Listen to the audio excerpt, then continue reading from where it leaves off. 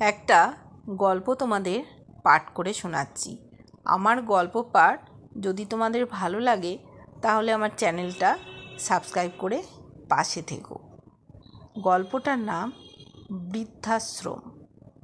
ছেলে মাকে বলছে, মা একটা কথা বলি, আমার একটা অনুরোধ রাখবে? তুই চাইলে আমি কি না করতে পারি বল, তোর সব কথা আমি রাখবো। তোমার বৌমা বলছিল তোমার বয়স হয়েছে, এখন তো তোমার শরীরের একটু বিশ্রাম প্রয়োজন। আর এই বাড়িটা তো খুব একটা ভালো না, ছোট ঘুপচি। তোমার কাশিটাও বেড়ে গেছে, আর ডায়াবেটিস তো আছেই, হার্টের সমস্যা, হাড়ের সমস্যা, আরও কত কী। হ্যাঁ রে, মনে হয় আর বেশি দিন। থামো তোমার এই সব সময় দেখাশোনার জন্য কাউকে রাখতে হবে। আচ্ছা, আমাকে তাহলে গ্রামের বাড়িতে না ওই যে বৃদ্ধাশ্রমে স্পেশাল ব্রাঞ্চে ভর্তি করালে কেমন হয়? এটাই বলছিল তোমার বৌমা। ওখানে অনেকে থাকবে তোমার মতোই, তাদের সাথে গল্প করতে পারবে।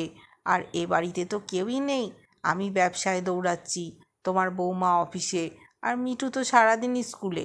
ওখানে তুমি আরামেই থাকবে মা, এটাই আমাদের অনুরোধ ছিল। আচ্ছা, তুই চাইলে তাই হবে। থ্যাঙ্কস মা। আচ্ছা, কালকে বিকেলেই কিন্তু তাহলে ওখানে যাচ্ছ, তোমার ব্যাগ গুছিয়ে রাখবে। পরের দিন অস্বস্তিকর জ্যামে আটকে আছে মা ছেলে। নীরবতা ভাঙলেন মা। বাবা, ওখানে আমাকে দেখতে যাবি তো? পারলে একটা ফোন কিনে দিস আমাকে। মা, তুমি ফোন দিয়ে কি করবে? ওখানে ফোন আছে তো। কিছুক্ষণ পরে একটা বাড়ির সামনে এসে গাড়ি থামলো। বেশ কিছুক্ষণ নীরব থেকে এবার ছেলে বলে উঠল, নামো মা, এটাই তো ওই বৃদ্ধাশ্রম। বলেছিলাম না তোমার পছন্দ হবে।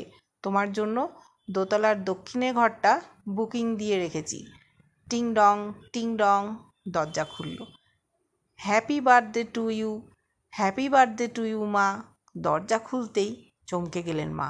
আরে, ওই তো তার একমাত্র নাতি আর বৌমা কেক নিয়ে দাঁড়িয়ে আছে। এত বেলুন আগে কখনো দেখেননি।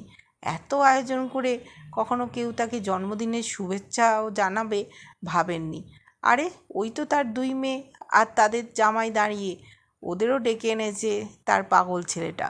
হ্যাপি বার্থডে মা, তুই অনেক বড় হয়ে গেছিস। মা কান্না ভেজা কণ্ঠে, কিন্তু এটা কার ঘর? বাড়ির ফলকে নাম দেখনি?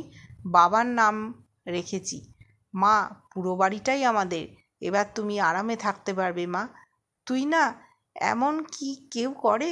কান্না ভেজা চোখে জোরে জোরে মাথা নাড়ছেন, আনন্দে কথা বলতে পারছেন না।